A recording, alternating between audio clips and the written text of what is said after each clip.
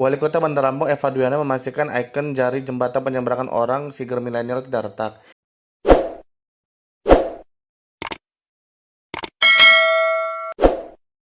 Ia juga menyebut pemberitaan atau informasi mengenai ikon jari jembatan penyeberangan orang Siger Milenial yang retak tersebut berita yang tidak benar atau hoax. Wali Kota Bandar Lampung Eva Duyana melakukan pengecekan langsung ikon jari jembatan penyeberangan orang Siger Milenial yang retak itu pada Kamis 14 Agustus 2025 yang mengimbau kepada masyarakat untuk tidak mudah percaya dengan pemberitaan yang belum tentu benar keberadaannya dan memastikan kebenarannya. Kalau Bunda sudah lihat seperti ini, nanti langsung kita bersihkan kembali lumutnya.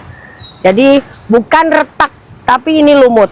Karena tangan muli ini nanti ada di sebelah sana juga di belakangnya. Jadi depan belakang nanti ada tangan muli.